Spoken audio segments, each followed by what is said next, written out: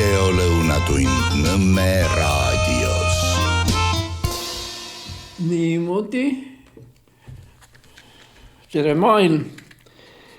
Ja on jällegi üks sükene natuke kurb uudis, aga on nagu ta on. Nimelt, et esmaspäeval kuulati Raidi rohkem kui mind.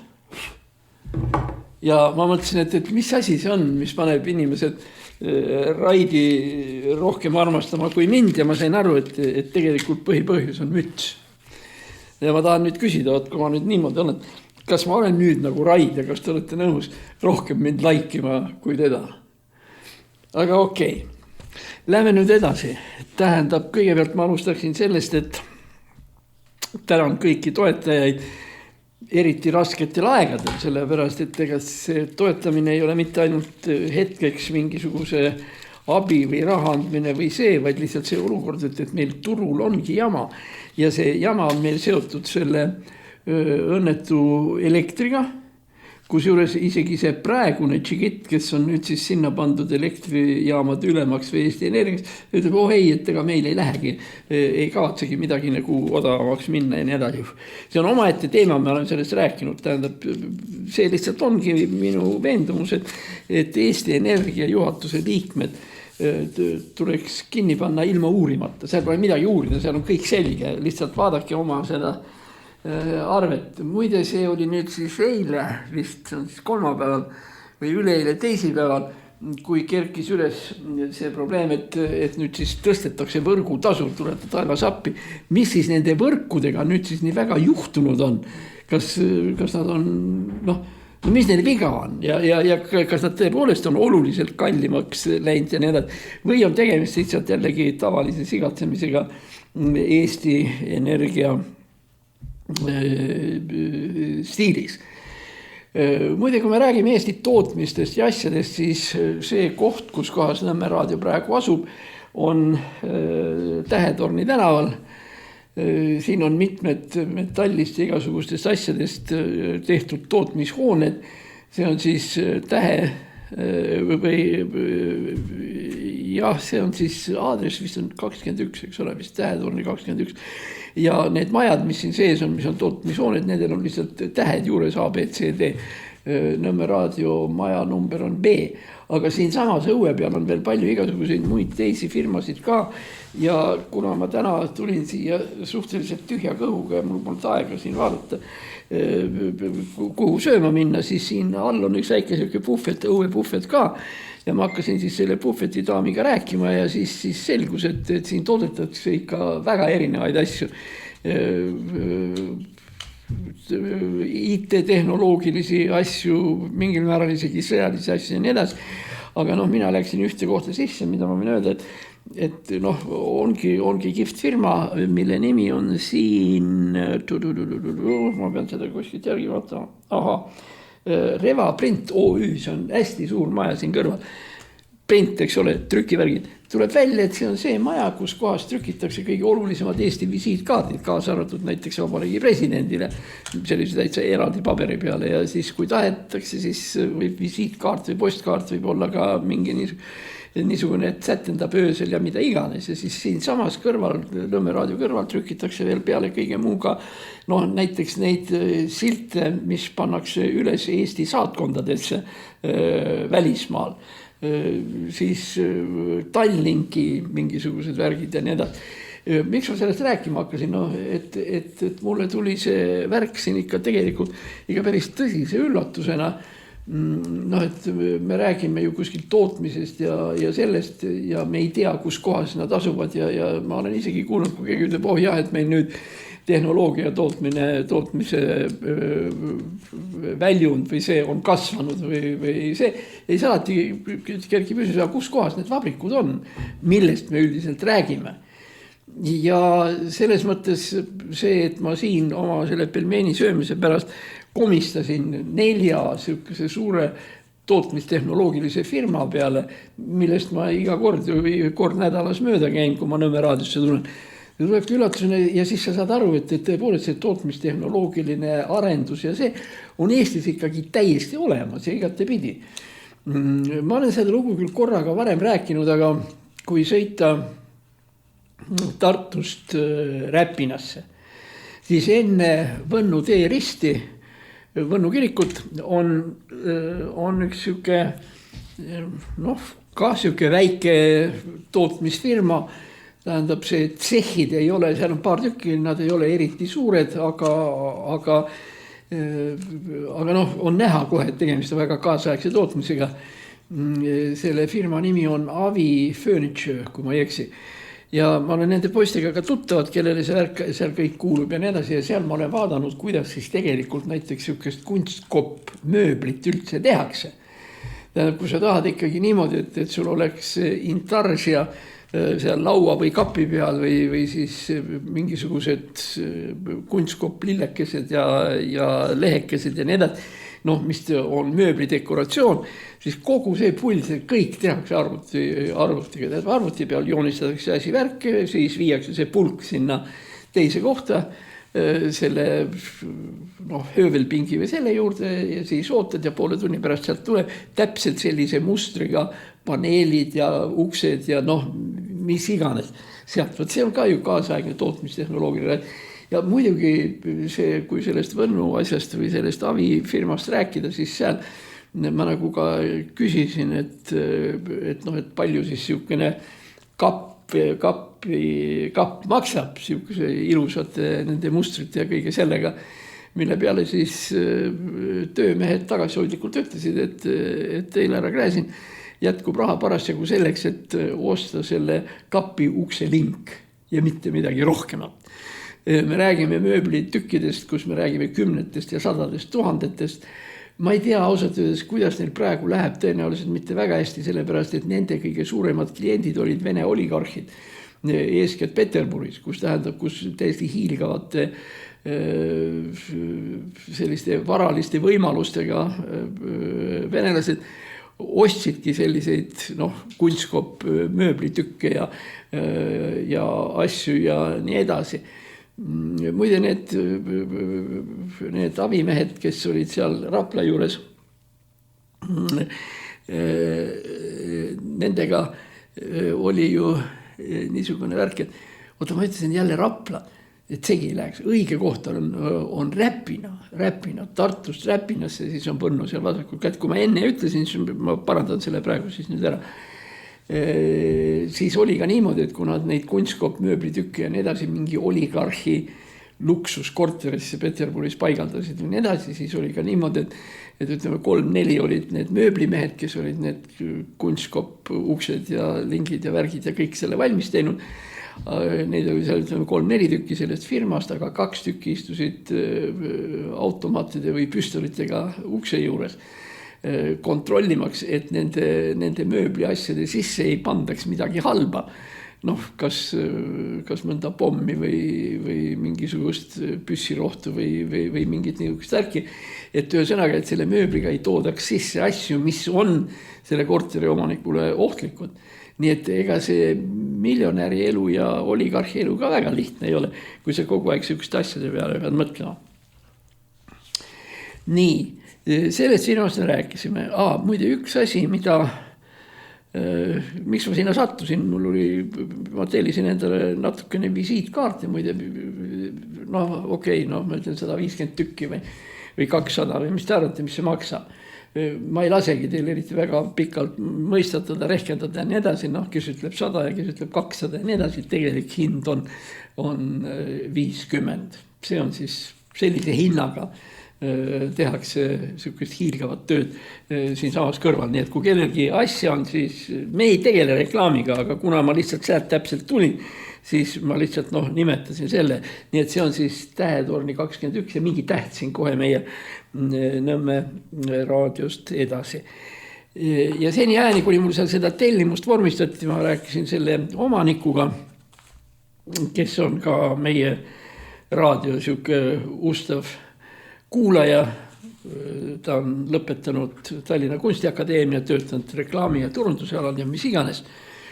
Ja siis paratamatult meil tuli jutuks ka see, et Margusega on selles mõttes olukord kehva, et ta ei saa rääkida ja tänu sellele siis ühesõnaga tema selline etendamine ja esinemine Nõmme raadios ei ole praegu kahjuks võimalik.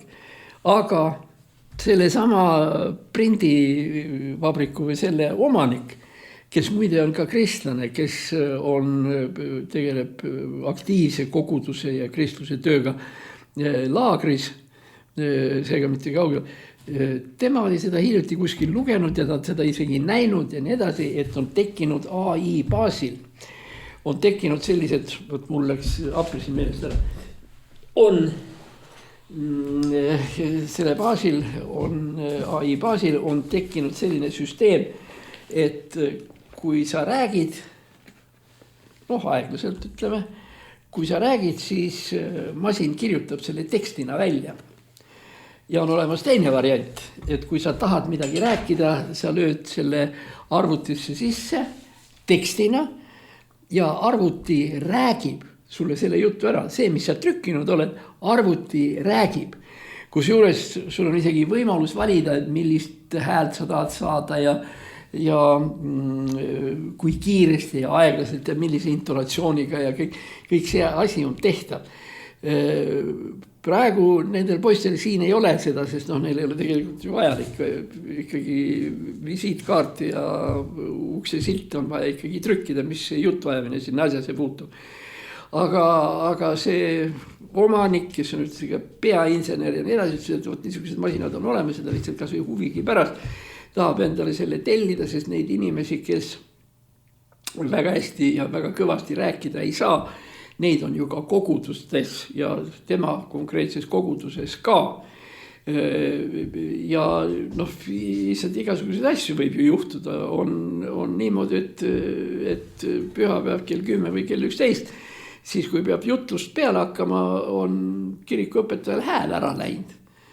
Ja mida võib sageli juhtuda meie kirikutes, mis tallit on ju erakordselt külmad. Ma olen teinud niimoodi, et mul on olnud kolm jumalateenistust ühel päeval, pühapäeval. Ega see lõpus enam väga hea ei olnud. See ei olnud nii, nagu ma siin praegu räägin, et kus see hääl ikka kaob.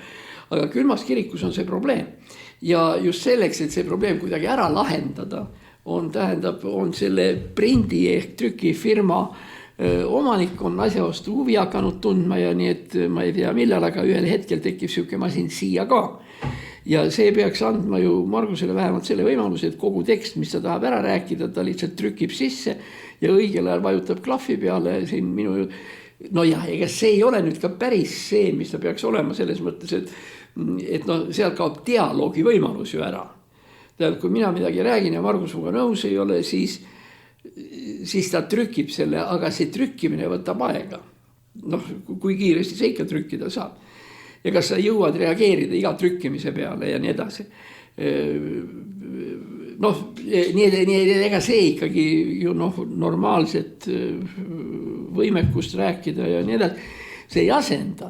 Aga küll asendab see seda, et see võimalus, et sa ei saa üldse rääkida, et see kaob küll ära.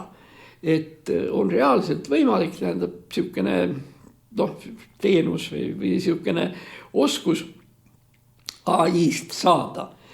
Me ei rääkinud sellel teemal siin selle firma omanikuga kuigi pikalt, sest ma pidin ju ka siia tulema ja see, aga ühesõnaga, et veel päris korras see veel nagu ei ole. Aga kui nüüd rehkendada sellega, kuidas IT-d ja siukesed asjad meil tegelikult arenevad, siis põhimõtteliselt masin, sa trükid sisse ja masin räägib selle sinu trükitud teksti välja. See peaks olema nagu laias laastus jaemüügis.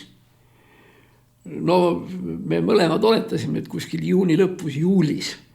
Sellepärast, et hulgimüügis, see, kus antakse mingitele firmadele ja nii edasi, peaks ilmuma märtsi lõpus, aprilli alguses. Ja esimene koht, kus seda katsetatakse, on muide just raadio. NPR, National Public Radio, Ameerika üks väheseid riiklikke raadioid, oma sellises mingisuguses teise või kolmanda garnituri saates on enam-vähem välja kuulutatud, et niimoodi hakatakse saadet tegema ja rääkima, noh, nagu öeldi kuskil siin aprillikandis või nii edasi.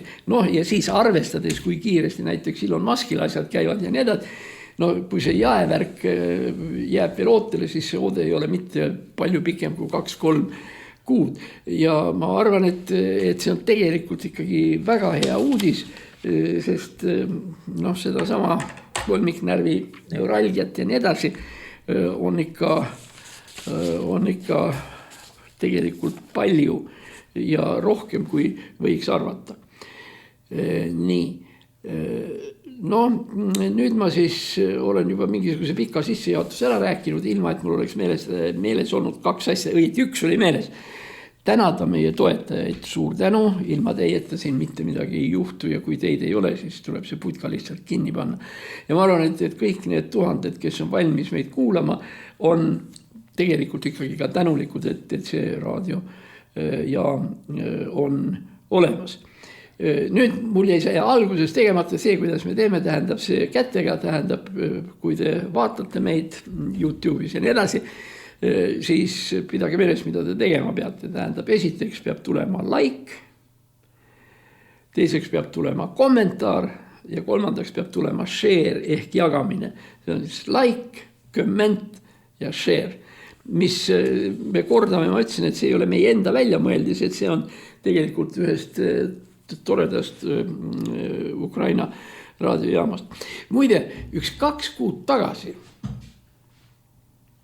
hakkas Ukraina, noh, ühesõnaga podcastides YouTube'is, hakkas ilmuma üks hästi omapärane ja minu arvates uskumatult lõbus selline sketšide või naljade seeria, mis kestab kuskil 50 minutit. Kõige tähtsam mees nende sketšides on õigeusu kiriku papp. Ja igasugused naljakad ja mitte naljakad lood, mis tema tekivad. Noh, näiteks üks asi on see, kus see papp läheb koos mungaga, noorema mungaga, läheb turismibüroosse, et ostma tuuri. Ja see kena näitsik, kes seal on, ütleb, et oi, et see on nii, et ma ei ole kindel, et ma saan teile annetada, et kui te tulite siia raha pärast nii edasi, et meil ei ole nii paljugi raha, et oma töötajatele maksta, et noh, kahjuks me ei saa kirikut toetada. Ja siis see vanem papp siis ütleb, et ei, et me tulime tuuri ostma. Jah, ja kuhu? Et meie tahame osta kas Monte Carlosse või Monacosse. Ja siis see tüdruk ütleb, aga need ei ole odavad tuurid ju üldse. Et noh, kas te tõesti saate selle, no tütrekene, et palju see maksab, no 3000 näkkudes. Bingo, me rehkendasime 5000-ga. Aga et miks te siis sinna teete, nad lähevad sinna mängima. Et eelmine kord Atlantic City's võitsid nad nii palju ja sellest suure osa, mitte kõik, vaid suure osa andsid kiriku kogudusele. Ja omavahel arutavad seal, et jah, et viimane kord mängides, et me olime ju peaaegu kõigest ilma jääma, aga lõpus tuli ju see Royal Flush, tänu millele me saime kõik rahad ja kõik asjad tagasi ja oli mida kirikusse viia ja nii edasi ja siis see tüdruk, kes seal vastas istub, see turismis, et oi, et kuidas teil nii vedas, et kohe sellega said pokkeris selle, tütrik mitte ei vedanud, vaid palve oli tugev. Ja et nemad lähevadki siit ja no siis üks lugu, mis oli veel siin paar päeva tagasi, et ta läheb apteeki ja küsib küünlaid ja siis apteekri Preili ütleb, et meil ei ole, et me oleme apteek, meil on siin ravimid ja mitte noid küünlaid, vaid mina tahan neid küünlaid, mis perse pannakse. Siis mingi lugu on see, kus ta tuleb oma autoga, mis on siis Land Cruiser Cherokee, tähendab, noh, mis maksab, ei tea, mis asja, tuleb siis automehaanika töökotta õli vahetama. Ja siis seal kõrval on siis veel mingi luksus Mercedes, seal midagi ja niimoodi, midagi vaja seal reguleerida ja parandada ja siis see papp ütleb sellele Mercedes omanikule, et see esisilla või see ei ole tähtis. Et tegelikult tähtis on see, et teda tuleb piserdada pühitsetud veega. Mida ta ka teeb, Kusjuures see mehaanik enne ütles, et selle parandamine, mis teil on siin ja see on 1500 grivnat. Aga, ja siis papus, aga meil on igavene elu ja meil on ainult 1000 grivnat. Ja võt sellised, mitte see, et sa naerad enda ribadeks, aga sellised lõbusad, see papp oma igaveste asjadega seal läheb kalale, kala ei tule ja kõrval istub mees ka kala ei tule, aga ühel hetkel papil hakkavad kalad tulema, et mismoodi, et ma enne kui ma kalale tulin, ma läksin kirikusse, palvetasin ja panin küünla Jumala emale ja nii edasi ja see aitas, näed, et kala tuleb. Ja pärast hiljem selgub, et tal oli seal vee all akvalangist, kes talle neid kalu sinna otsa pani, see on kordus briljant käest, eks ole. Ja nii edasi. Ja nüüd ma ütlen selle põhipüandi kogu selle loo juurde. Püant on selles, et seal neid mängib kuskil 4-5 näitlejad kogu aeg korduvad. Üks on see papp, siis on üks munk, siis on seal üks tüdruk, siis on veel üks mees, kes mängib küll automehaanikut, küll keda ega. Ja see tegelikult väga väike kamp, kuskil 5 teevad seda. Ja YouTube'is mingi Ukraina sellesse kodukasse ja seal ütlete, et pop või papp või niimoodi, et te leiate selle kindlasti üles. Aga nüüd tuleb püant, mida te ei teadnud ja mida ma vaatan, et tõenäoliselt Margus ka ei tea ja kogu selle näitetrupi, see 5 näitlejat või 6, kui need on, tähendab, nende nimi on Kvartal 95. Ehk teiste sõnadega see on see näitetrupp, kust on pärit Zelenski. Nii et Zelenski on ise ära tulnud sealt, eks ole, presidendina, kuigi seal korra muide nad isegi nimetasid, et mingil hetkel oma seal suhteliselt puhkuse ajast või kui tal peaks olema paar päeva vaba, et Zelenski on nõus seal vanu aegu meelde tuletama. Kusjuures täiesti selge, et sõja ajal ja see, aga Zelenski fraas kuidagi on niimoodi, et sõja ajal ei ole tegelikult sugugi mitte vähe tähtis ka see, mis tujuga ja mis meeleolus Ukraina inimesed on. Ja kui ikkagi tehakse nalja ja tehakse head nalja ja tehakse ka sellega, mis on seotud kiriku ja sellega ja muide, ega need naljad on ju kiriku suhtes sümpaatsed. Kuigi muidugi üks nendest 2 mungast, kes tahab Monte Carlosse või Monacosse sõitma, ja kui tüdruk ütleb, et oi, aga et kui teil ei vea, et mis saab ja need, et meil veab alati, et esiteks väga tähtis asi on palve ja teine asi on see, et vaadake, milline mul see munga varukas siin on, et mis te arvate, et siia sisse kaardid, ei ole võimalik kaarti väita siis, et ikka on. Nii et mingil määral on see selline sümpaatne asi, nagu suhteliselt rasketel aegadel. Mis tuletab mulle meelde järgmise loo, mis on sama naljakas, aga see on naljakas nii, et naljategijad ei ole ise sellest aru saanud, et see asi on naljakas. Ma tuletan lihtsalt meelde, mul on siin üles märgitud, tähendab, mul on olemas siin üks poiss, kelle nimi on Reigo, kes teenib Kuperjanovi pataljonis. Huvitav muide, et seal kuulatakse Nõmme raadiot. Seal Võru taga. Ja siis on üks teine poiss, kelle nimi on Sven. Ja Reigo ja Sven. Üks neist saatis mulle meiliga kirja, ma ei tea, kust ta selle kätte sai, aga teine saatis, nagu vanasti saadetakse postkaardiga, tuleb välja, et postkaart tuleb Eestis 2 päeva. Ei ole ju sugugi mitte all. Nõukogude ajal oli 1 päev, aga nüüd on 2, nii et ei ole midagi. Ja nemad esitasid mulle sisuliselt ühe ja sama küsimuse, mis on objektiivselt võttes väga naljakas. Käib suur sõda. USA ja Iisrael ründavad Iraani. Iraani juhid on surma saanud. Välja on vahetatud tippjuhtkonnast kuskil 7-8 inimest ja nii edasi. Ja Eesti kaitseminister ei ole Eestis. Tähendab, maailmas käib sõda. Ja meil ei ole alust arvata, et nüüd ülehomme lausa venelased siia kallale tungivad. Aga kas kaitseminister tohib sõjatingimustes kodunt ära minna? See on järgmine küsimus. Ja nüüd tuleb veel huvitavam küsimus.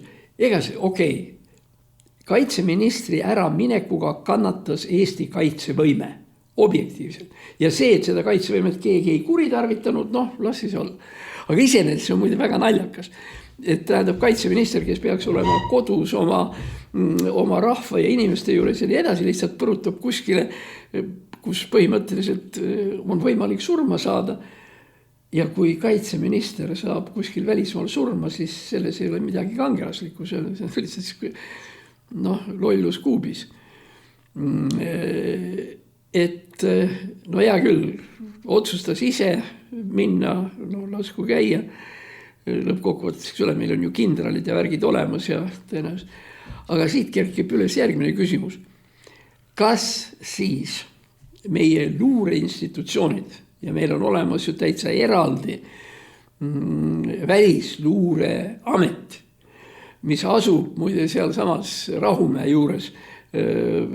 Rahumäed sõidad Surnuaiast allapoole ja siis on esimene teerist ja siis edasi on meil siis seal politsei, kuhu saab ka inimesi kinni panna ja seal on siis suur silt ukse peal, need selle on midagi saladus. Seal on suur silt ukse peal välisluureteenistus.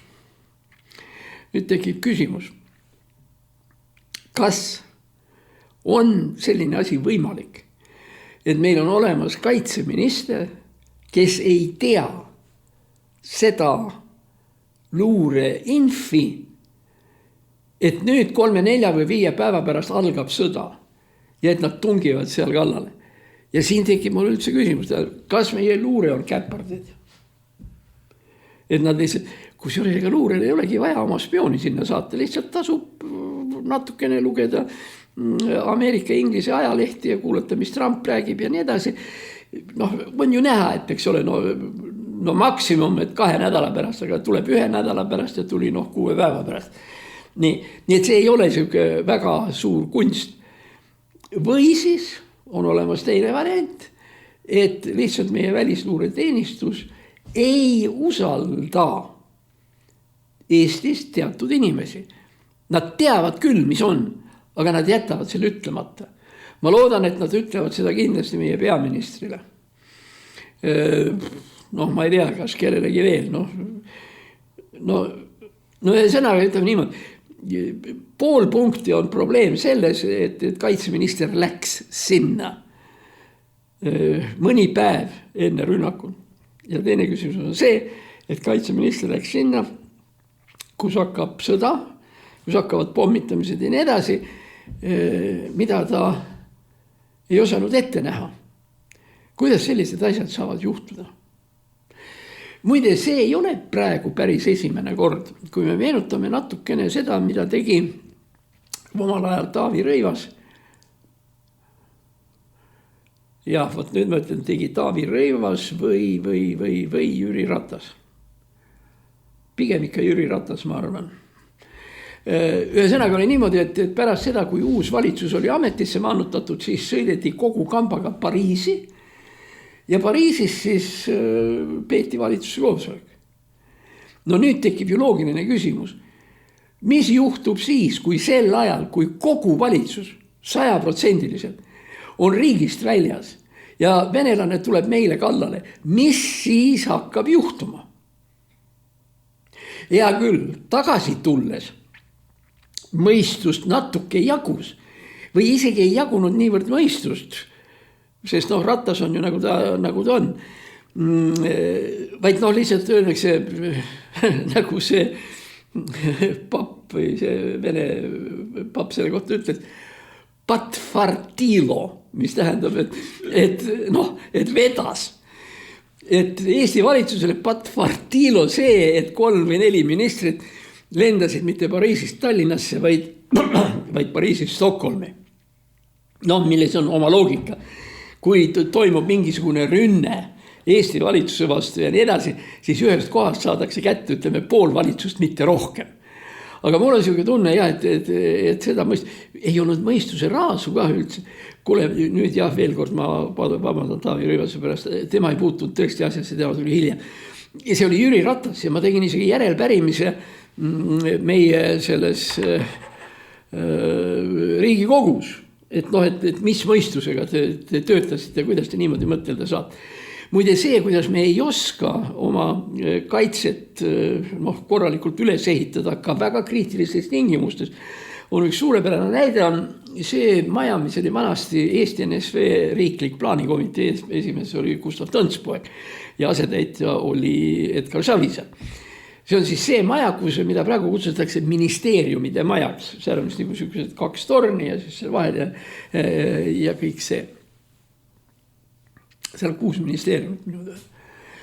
Nii, ja nüüd tekib loogiline küsimus, mis saab 6 ministeeriumist siis, kui sinna tuleb üks ainukene pomm, sinna keskele.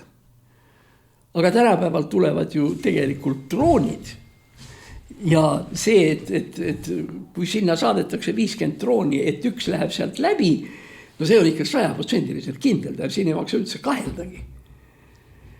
Lisaks sellele, et see on niimoodi kokku ehitatud, seal ei ole ka ausalt öeldes näha ühtegi noolekest või midagi, mis viitaks sellele, et kuhu minna pommivarju, kui nüüd midagi sealt peaks tulema. Kusjuures, kui te mõtlete siia juurde veel see, et tegemist on kuskil 16 või 17 korruselise majaga, kui sealt ülevalt tuleb, siis need, kes otse pommiga pihta ei saa, ütleme, pooled saavad otse pommiga, siis teine pomm jääb lihtsalt varemete alla. Mul tegi, kus kohas ja kes on see rahvakunstnik, kes selle niimoodi sinna projekteeris, et pool Eesti valitsust on ühes kohas, kus piisab ühest pommist, et Eesti valitsus on läinud. Kui ma ühe kolleegiga rääkisin, ka natukene niisugune Zelenski tüüpi huumoriga vend, siis ma ütlesin, et ma kujutan ette, et nüüd tuleb ja me läksime seal Tõnismäe trammipeatuses maha ja siis jäime tänaval juttu ja ma ütlesin, no vaata, et mis seal on, et kujuta ette, et sinna tuleb või see. Ja siis minu sõber ja kolleeg vaatas sulle pikalt otsa ja ütles, kes teab, aga võib-olla parem ongi. Kah lähenemine. Selles mõttes on muidugi see, et kaitseminister lõksus istub, tal vähemalt ministeerium on nagu suhteliselt julgemas kohas. Aga muide, siit tekib järgmine probleem. Sinna taha, kus olid mõned majakesed ja siis oli seal siuke staadioni moodi asi. Üle tänava oli lastestaadion, eks ole, Tallinna lastestaadion, kus vuti mängiti ja nii edasi. Aga vaat siin selle ministeeriumi maja taga oli ka mingisugused paar siukest putkat ja oli ka mingisugused spordi tegemise. Tähendab, seal olid need alad, kus oli vaja heita ja tõugata ja nii edasi, kuul ja ketas ja ma mäletan, et selle visati oda, mis on omaette elamus, eks ole, kui oda, ütleme ka naiste rekordid on 50 kopikatega ja mehed viskavad 70, selle ligi 80, ega see oda värk on ka üldiselt ohtlik ja oli ka nõukogude ajal ohtlik. No miks ma seda tean, minu ülemus Toomas Savi oli kunagi Euroopa 6 oda heites ja ta heitis, ma ei tea spordiasjades, tema oma ma ikkagi tean, oli 73-16, mis oli siis tol ajal see. Nii et, aga okei, see nüüd, ja sinna siis nüüd ehitatakse, usu või ära usu, sinna ehitatakse USA saatkond. Seal plangu ääres on siis ka vastav arhitektide joonistatud pilt ja plaan ja kuidas see välja näeb ja nii edasi. No tundub, et on igavesti äge, ta on seal kuskil ka peaaegu 7-8 meetrit kõrge. Pealegi nüüd on meil ju Tallinna poiss ja Eesti ja Pärnu poiss on meil USA suursaadik siin ja nii edasi. Nii et et hakkavad seal ehitama, aga minul nüüd tekib küsimus, tähendab võeti 2 küsimust. Küsimus number 1, variant võeti number 1. Ameeriklased on sama lollid kui eestlased. Ja kui nad ehitavad oma saatkonna selle koha kõrvale, mis on Eesti kõige tähtsam märklaud, tähendab, kuhu need samad ameeriklased ja kes iganes panevad oma paugu, siis miks nad ehitavad nii ohtlikusse kohta? Variant 1. Ma ütlen ausalt, ma nagu väga ei usu seda. Aga ma usun teist varianti on see, et ameeriklased näevad, et eestlased on ikka savsem. Ja teist võimalust ameeriklastel Eestit päästa ei ole, kui panna sinna ministeeriumide kõrvale Ameerika saatkonna hoone. Sest esiteks või esiteks ja teiseks selles mõttes, et Putin mõtleb 2-3 korda järele, enne kui ta paneb paugu Ameerika saatkonnale, et mis siis juhtuma kõik hakkab. Ja selles mõttes on Ameerika saatkond ministeeriumi hoonete taga teataval määral selline kaitsekilp õhurünnakute vastu. Vot nii palju me siis rääkisime kõikvõimalikest sõjaasjadest. Nüüd kahesõnaline kommentaar, meil ei ole lihtsalt aega sellest väga pikalt rääkida, mäletate, me rääkisime ühel hetkel sellest, et päris jube on, kui palju on tekkinud kõikvõimalikke tätoveeringuid. Ja ma kordan seda, et minu arvates mida edasi, seda hullem.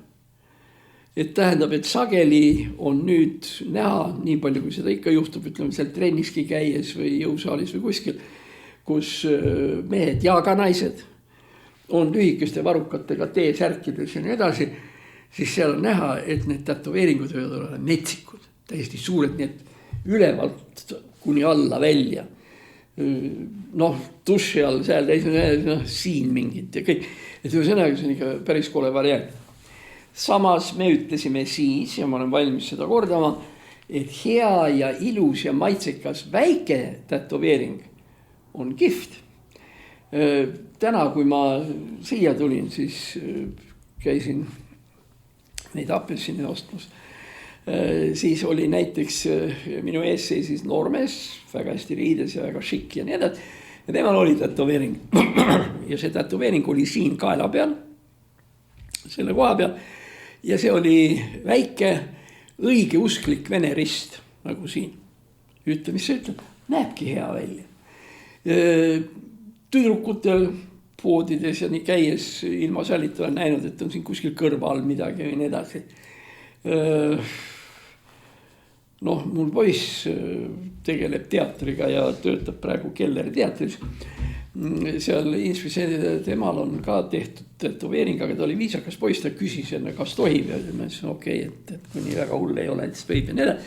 Temal on lihtsalt siin tehtud, et mõnikord, kui ta ka füüsiliselt peab mingit tööd seal tegema, nii nagu väikestes teatrites iga mees tegeleb iga asjaga, siis kui ta niimoodi käe üles tõsta, siis siin on suhteliselt väiksed tätoveeritud teatri embleem, see on siis naerev ja nuttev mask. Mis mul saab selle vastu, kui see niimoodi on, siin on oma tähendus ja nii edasi. Aga sellises toredas filmis nagu likvideerimine. Seal siis muu hulgas jookseb läbi see tätoveeringute värk seal, et nad räägivad, et seal oli laip ja laibal olid tätoveeringud ja siis see uurija ütleb, et mis tätoveeringud seal olid. Mitte tätoveering, see kohtuarst, kes vaatab seda laipa. Ja seal on lihtsalt 2 tätoveeringut, mis mõlemad tähendavad midagi. See on omaette selline tätoveeringute asi, millel on sees mingisugune semiantiline või semiootiline märgiline side. Ja seal on jutt 2 sellest ja nii kui see oli, nii ma kirjutasin endale üles, kuna mul tuli meelde, et me olime tätoveeringutest rääkisime. Üks oli kirjutatud siia üles 3 tähte IRA vene keeles, mis tähendab siis idu rezet aktiv. Ehk teiste sõnadega lähen noaga tapma aktiviste, see on siis külanõukogude esimehi, pioneerijuhte, igasugused muid sellised asjad. Idu rezet aktivista. Ja teine, siin teise poole peal olevat olnud, nagu selles filmis on siis naisterahvas suurte juustega ja nii edasi, aga niimoodi, et see rinnad on nagu juustega kinni kaetud ja nii edasi ja selle märgil on oma ka reaalne tähendus, see tähendab seda, et 18-aastaseks sai ta istudes koloonias ja see tähendab seda. Lisaks sellele kõik võimalikud siia tätoveeritud sõrmused ja värgid ja nii edasi, nii et me tuleme veel selle teema juurde muide tagasi. Sellepärast mul ei olnud aega seda raamatut otsima minna, aga on olemas üks Eesti professor ja kohtunik Rait Maruste, kes on kirjutanud terve brošüüri Eesti kolooniates ja eeskätt Vasalemma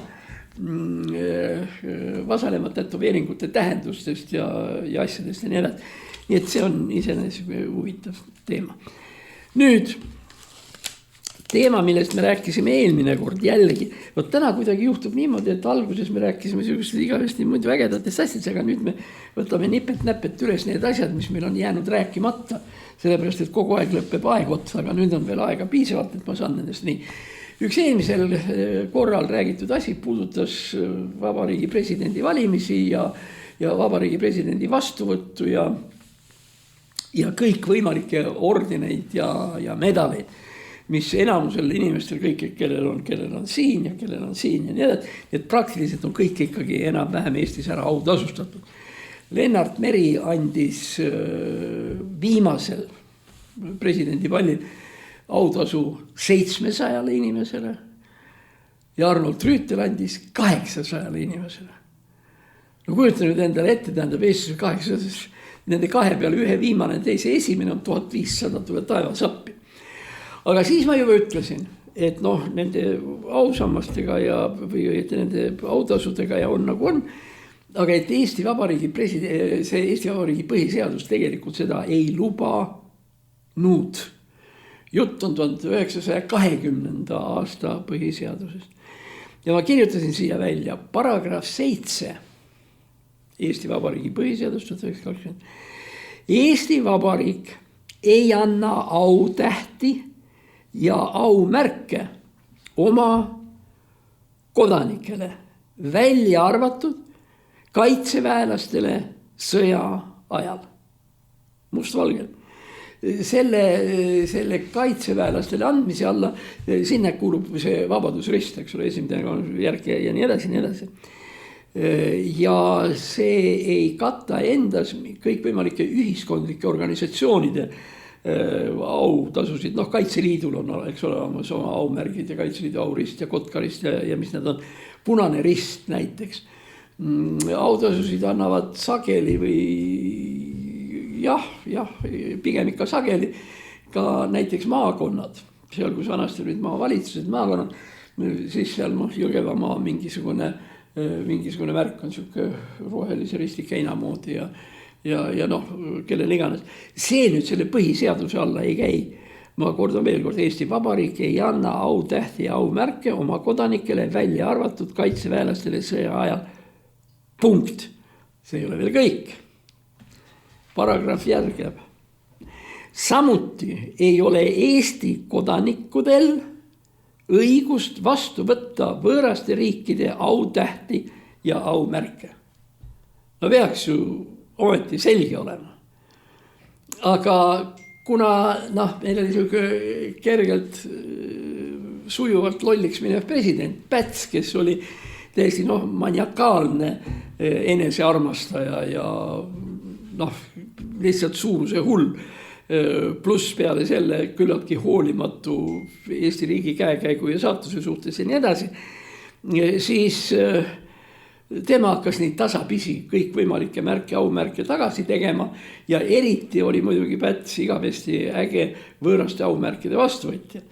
Seepärast tema tahtis endale selliseid märke, mida kellelgi teisel ei olnud. Küll siis oli Läti oma see karutapja ja Soome valge risti ja mis iganes. Nii et vaikselt 1920 ütles, et ei tohi ja Päts ütles ei oma tähtsust, mina tahan autasusid saada. Nii, see oli siis nüüd üks teema. Siis muide autasude ja ma rääkisin siin pappidest ja sellest naljategijatest ja nii edasi. Moskva õigeusu kiriku patriarh Kirill, kodaniku nimega Kundjajev, pöördus inimeste poole teatega, et on asju, mida ei tohi paluda. Ja on asju, millele taevas ei vasta. Ei tohi paluda endale maja, autot, puhkust ja nii edasi. Võib paluda ainult usku ja õiget elu. Muster näide selle kvartal 95 kohta tähendab täiesti selge, et ei lubata palvetada ka võidu eest võidu eest kõikvõimalikes hasartmängudes. Nii, nüüd läheme veel edasi. Nii, omaette probleem kerkis seoses selle Iisraeli asjandusega, et miks Eesti riik ei tunnusta Palestiinat. Ja meil on ju piisavalt palju igasuguseid kõikvõimalikke islami aktiviste, kellele Palestiina hirmsasti meeldib ja kellele hirmsasti meeldib ka Hamas ja kõik need asjad.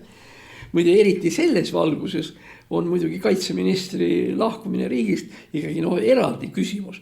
Tähendab, käib Lähis-Ida sõda, meil on siin islamiste riigis ja kaitseministrit ei ole. Ja siis mingisugustes Facebooki üttelustes on jutt, et enamus riike tunnustavad kõik Palestiinat ja miks Eesti ei tunnista. Euroopas on lood niimoodi, et 15 riiki Euroopas tunnustavad ja 30 riiki ei tunnusta. Ja Palestiina mitte tunnustamine on 100 kopikatega, nii et nii on. Nüüd see, mis puudutab nüüd kallaletungi, USA ja Iisraeli kallaletungi Iraanile, siis venelased kõik plägutavad, et jumalukene, et kõik see rikub rahvusvahelist õigust ja mis iganes. Kusjuures Venemaa peaks tegelikult selle koha pealt täiesti vait olema. Sellepärast, et Vene rünnakud Ukrainale ja nii edasi käivad ikka igasuguse õiguse vastu. Põhimõtteliselt lubab ÜRO kasutada jõudu teise riigi vastu 2 tingimusel. Esimene tingimus on enesekaitse, see tähendab, kui keegi tuleb kallale, ja teine, kui on julgeolekunõukogu otsus. Julgeolekunõukogu otsust tulla ei saa, sellepärast seal istub Venemaa oma vetoõigusega ja tähendab, mida Iraan ka ei teeks, Venemaa on alati selle poolt. Kuigi, ega tänapäeval vaatab see Iraan ka nagu selle Venemaa peale natukene sellise kergelt viltuse häälega, viltuse näoga, sellepärast, et nüüd, kus suureks ajatollaks on valitud senise hukkunud ajatolla poeg ja seal ka pojapoeg on tema küllaltki oluline seal valitsuse liige ja nii edasi. Huvitav on see, et Venemaa ei toeta neid. Venemaa on kiitnud taevani, et kuidas Venemaa ikkagi aitab oma liitlasi ja nii edasi. Selle peale võib öelda niimoodi, et mõtelge Süüria peale, palju ta aitas. Või mõelge Iraagis Saddam Husseini peale, palju Venemaa aitas. Ja nüüd Süüria, eks ole, Süüriale lihtsalt tehakse 1-0 ära ja Venemaa üldse ei toeta. Nii et see on selles mõttes väga omapärane, et Venemaale tegelikult jäävad alles väga vähesed liitlased, see on siis eeskätt ikkagi Põhja-Korea ja Valgevene, rohkem sealt midagi võtta ei ole, aga tema liitlane oli ka Iraan, nii nagu enne oli Venemaa liitlane Armeenia. Ehk teiste sõnadega, tähendab, kui Venemaa räägib oma sõpradest ja liitlastest nii edasi, siis need sõbrad ja liitlased kergelt mossitavad ja kergitavad kulmu, sellepärast, et elu näitab, et venelased oma liitlasi ei aita. Ja siis vaatame, mis edasi saab. Nüüd, kas USA-l oli õigus? Jah, muidugi oli õigus. Sellepärast, et USA kasutas seda ÜRO klauslit, mis ütleb oma enesejulgeolek. Oma enesejulgeolek USA-le seisneb selles, et Iraan teatavasti arendas välja tuumarelva. Kusjuures ta oli ka öelnud, et igasugused satanistlikud, mitte islami seal riigid ja nii edasi, kes omavad tuumarelvasid, on ohus.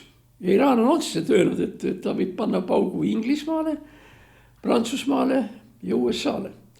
USA puhul on see asi veel selles mõttes eriti hull, et USA on ju segatud seal samas Lähis-Idas, esiteks ta on Iisraeli liitlane, aga teiseks on seal ümberringi Vahemere ümber, seal on ju igasugused Ameerika sõjalaevad, sealhulgas ka lennukikandjad ja mis iganes. Ja see, et Iraan on kogu aeg lubanud, et ta paneb neile sinna paugu ära ja nii edasi, no kui see ei ole ähvardus, mis siis on. Nii et põhimõtteliselt, noh, okei, siis need suured Palestiina sõbrad Eesti täielises vabariigis, need ütlevad, aga miks nad hoiavad oma laevu seal, mille peale meie kui Iisraeli pooldajad ütleme, aga mis see sinu asi on? Lõppkokkuvõttes on tegemist vabamerega, kus igaüks võib rahulikult ringi sõita ja USA 6 laevastik, väga kuulus, eks ole, 6 laevastik on seal olnud hiidamast aadamast. Kas siis tõesti lihtsalt sellepärast, et Iraan noh, nagu otseselt nagu sõda ei pea, kas see siis annab siis USA-le mingisuguse põhjenduse või selle, et ta ei pea ennast kaitsma hakkama, muidugi pea. Ja peale selle, ega seal pole asi ju ainult Iraanis, seal on nagu ju ka Süürias, Liibanonis ja teistes riikides, kus on. Muide, see tuletab meelde mulle ühte teist asja seoses selle kaitseministriga. See ei ole nüüd tema teema, see on üks teine Eesti tuntud poliitik, rääkis, kuidas ta sealt bussiga või kuskilt ära tuli ja nii edasi. Tähendab, ma tahaksin siis meie kuulajaid informeerida, et teatud osa Eesti juhtivatest tegelastest ei tunne geograafiat. Omaan, Araabia Ühendemiraadid, Kuveit ja kogu see kant, need on kõik väga erinevad riigid ja neil on väga erinevad poliitilised huvid ja sisud. Ja kui nüüd näiteks see, no ma ei tea, eks tulevik näitab, kaitseminister ütles, et ta tuleb kunagi tagasi, no pidi eeloleval laupäeval ehk. Tema hakkas tulema läbi Omaani ja seal olid siis veel mingisugused rahvakunstnikud, Eesti kodanikud, kes seal kambas olid ja nii edasi. Ega see on ka üks niisugune asi, et ma ei ole kindel, et see on niisugune jõle kaval idee. Itaallastel muide oli seal ka kaitseminister, aga erinevalt Eestist, Itaalia tõi oma kaitseministri sealt ära hävituslennukiga. No hävituslennukil, nagu me teame, need Mirage'id ja Phantomid ja F-16 ja nii edasi, seal on kas 1 või 2 kohta. No nagu ma aru sain siis niimoodi, et piloot istus taga ja juhtis ja siis kaitseminister oli ees ja tal oli kõht lahti. Aga no igal juhul, no nad tõid ära. Ja jällegi, see on see Tallinnas käi ringi, ikka mõni sõber tuleb vastu ja nii edasi. Keegi ütles, et no aga nad oleksid võinud ju ka Pevkuri peale panna, et ta panna piloodi ette põrandale istuma sinna selle esimesse kabiini, seal kus nagu nii ei juhita. Taga on olulised pedaalid, aga ees on nii nagu ta on. Noh, minu vastu argument oli jah, aga perekond ja nii edasi.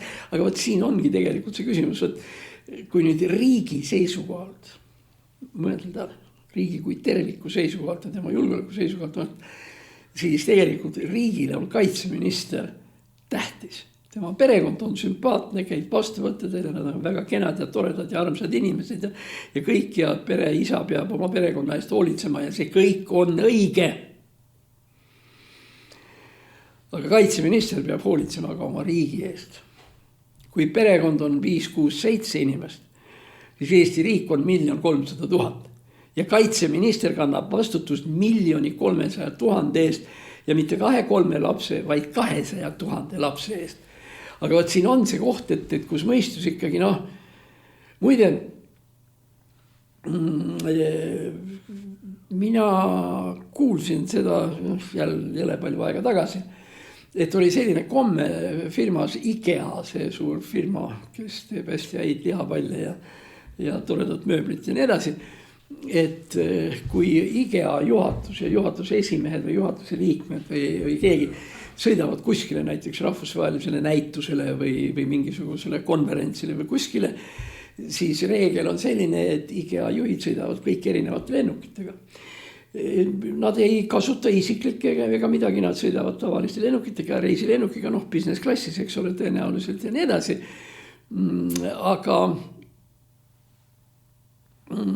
Aga point on just nimelt selles, et kui üks lennuk alla kukub, siis ei hukku kogu IKEA juhtkond, vaid teised jäävad alles.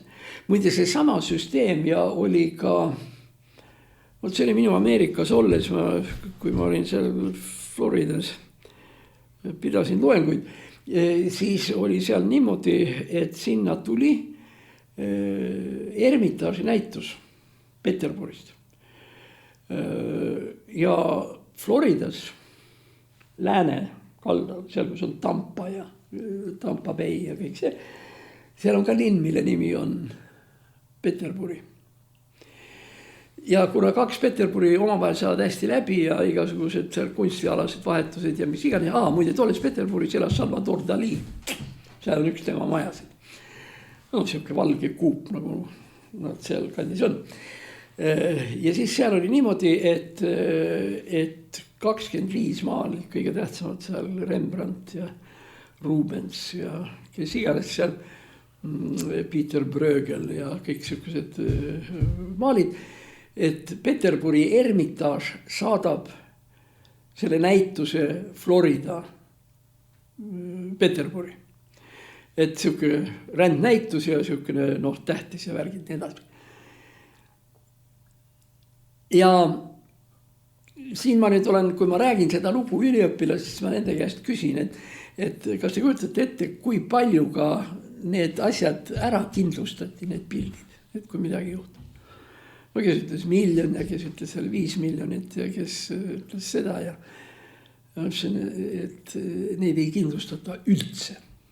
Nende kindlustusmakse on 0.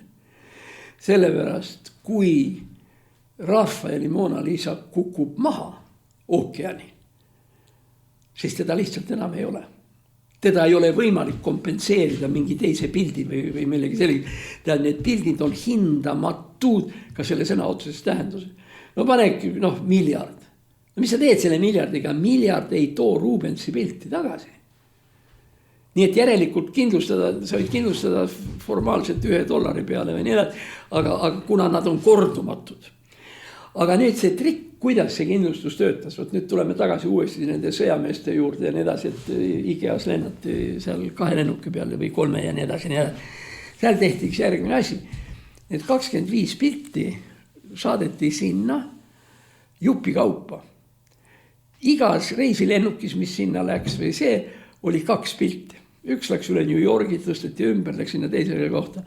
Mingine oli sõjaväe transpordilennuk, mis võttis New Yorgist peale ja viis sinna ja nii edasi. Ehk teiste sõnadega, tegelikult see 25 pildine näitus, see tegelikult sisuliselt viidi kohale 12 reisiga, kusjuures teadmine oli see, et kui midagi juhtub lennukiga, siis juhtub 1. Ja kui miski hukka läheb, siis need on 2 pilti, aga 23 jäävad alles. Nii et selles on nüüd ütleme tegelikult ka see loogika, et kui me tuleme siia tagasi selle Pevkuri teema juurde ja Itaalia kaitseminister ja nii edasi, nii edasi, nii edasi. Jah. Ma loodan muidugi, et mingisugune kaitsesüsteem ilma kaitseministrita siiski on olemas. Et on olemas ikka mingi variant, et kaitseministrid ei ole, kuidas see asi toimib. Aga ma arvan, et ma ei eksi ja ma olen selles kindel peaaegu 100% kindel, et kaitsevägede staabiülem, kaitseväe juhataja ja kaitseminister ei lenda kunagi 1 lennukiga. Lihtsalt sellepärast, et niipea kui üks on läinud, on riigi kaitsevõime kadunud. Nii et nagu me rääkisime, et tegemist on iseenesest siukese lõbus asjaga ja jääme siis lootma ja nii nagu selles kvartal 95 see papp iga asja peale, et see ikkagi jõuab kaitseminister ükskord Eestisse. Nii et nii et need lood, mis ma veel oskan öelda, veel ühe väikse poliitilise jutukese ma räägin siia juurde, see on meie tänane poliitikatele pühendatud saade läbi. On hakanud toimima üritus, mida võiks nimetada Moldaavia ühendamine Rumeeniaga. Moldaavia külje peal on see Dnestri lähedane vabariik, mis on puhtalt nõukogude, kus on sirvid ja vasarad üleval ja Lenini pildid ja nii edasi, aga see on väike ribakene Dnestri juures. ja teda ümbritseb igalt poolt ümberringi Moldaavia. Ja Moldaaviast siis edelasse on siis Rumeenia. Moldaavlased ja rumeenlased on üks rahvas. Ja ühesõnaga see, et nad lahku läksid, see on see tegelikult teise maailmasõja probleem. Pärast seda Moldaavia oli üks kõige ägedamaid Nõukogude Liitu toetajaid ja kui meie tegime oma seda MRP-d seal Moskvas ja nii edasi, siis ühed, kes meile alailma sitta keerasid, olid siis moldaavlased. Tadžikid ka, aga tadžikidele võib andeks anda, ega nemad ei tea ju ka kus kohas. Kui meie ei tea, kus on Omaan, miks peavad tadžikid teadma, kus on Eesti. Aga nüüd siis see lõpetuseks tähendab, tegemist on uskumatult vahva riigijuhiga, presidendiga, kelle nimi on Maia Sandu. Esimene asi, mida Moldaavia juhib, esiteks tegemist on uskumatult julge inimesega, otsustava ja targa inimesega. Maia Sandu on nimelt lõpetanud magistrikraadiga Harvardi, siis Ameerika ülikool number 1, ja saanud doktorikraadi LSE-s ehk London School of Economics. Kuna ta õppis seal kõik ajad kokku seal kuskil 7-8 aastat, aga see asi nüüd on vist ära kadunud, aga tal oli isegi väike probleem sellega, et ta rääkis Moldaavia Rumeenia keelt väikse inglise aktsendiga, seepärast ta ei olnud nii kaua aega siin olnud ja üldse tema teaduslikud tööd, mis ta on kirjutanud, sealhulgas üks tema selliseid teemasid on intressimäärade reguleerimine inflatsiooni tingimustes, mille eest ta oma kraadi sai. Nii et paratamatult on ta selles mõttes väga tubli. Tema palk on 1000 euri kuus ja mitte midagi rohkemat. Küllap ta võib-olla Ameerikas töötades midagi tõi endale tagasi, aga kui see on kahekordne alampalk või kahekordne tavalise kvalifitseerimata töölise palk on Maia Sandu kuupalk 1000 euri. Ja tema on nüüd see, kes tegelikult ikkagi viib selle Dnestri-äärse territooriumi Moldaavia koosseisu ja siis lihtsalt on aja küsimus, millal ta viib Moldaavia Rumeenia koosseisu, millel on järgmised plussid. Ära unusta, et niipea kui Moldaavia on Rumeenias, on ta NATOs ja ta on ka Euroopa Liidus, sellepärast Rumeenia ju on seda. Ja siis edasi tuleb siis küsimus juba siin ka rahvuslikust valuutast ja millest iganes. Aga üks asi, millele ma tahtsin tähelepanu juhtida, asi on selles, et praegu on jõle palju poliitikuid naisterahvaid. Aga Maia Sandu puhul on üks erijoon, üks väga-väga spetsiifiline joon. On see, et Maia Sandu on ainukene, kes käib riides hästi. See tähendab ülitagasihoidlikult ilma igasuguste vidinateta. Üldiselt ta käib kleitides, mis on tegelikult ju naisterahvale eriti sobiv. Ja eriti, kui sa paned kõrvale, aga ta on aru saanud, et siin peab nagu tähelepanelik olema. Kui sa paned Maia Sandu kõrvuti Ursula von der Leyeniga, siis Ursula von der Leyen näeb välja veel koledam kui üksi olles. Ja selles mõttes on Ursula kahtlemata väga kaval tüdruk, et ta sätib ennast niimoodi, et kui nüüd kogemata jälle Maia Sandu mingisugusel Euroopa nõupidamisel on nii edasi, siis ta jälgib, et ta jumala eest talle kõrvuti ei satuks või siis niimoodi, et see Maia Sandu oleks kuskil seal tagapool või et teda näha ei oleks. Nii et niisugune on meil siis seal Moldaavia president. Väga-väga sümpaatne inimene, midagi pole ütelda. Ja üks muide huvitav asi veel, kui juba Maia Sandust jutuks läks. Üks asi, mida talle mitte ette ei heideta, aga kuidagi nagu ikkagi on see, et Maia Sandu ei ole kunagi abielus olnud, valaline daam, ja tal ei ole ka lapsi. Ja siis sa võid endale ette kujutada, millised on siis Solovjovi ja Skabejeva ja kõigi nende kommentaarid Maia Sandu kohta. Aga noh, eks me võime siit ei Solovjov ega Skabejeva Nõmme raadiot ei kuula, aga muidu võiks öelda küll, et Kulla Olga Skabejeva erinevus on selles, et Maia Sandu on ilus. Ja see on siuke oluline vahe Vene propaganda naistega võrreldes. Nagu ma aru saan, me oleme nagu enam-vähem joone peale saanud, nädala pärast näeme jälle ja tuletan meelde, et meie elukene oleneb ikkagi suurel määral meie toetajatest. Me tahame, et te saadaksite meile natukene linke ja see ei ole mitte ahnuse pärast, vaid see on lihtsalt selleks, et see meie saade saaks edasi käia. Muide see Otets Onufri seal, kui ta jälle kellegi käest raha võtab ja et see ei ole minule, et see on kiriku jaoks. Okei, kõik tänaseks.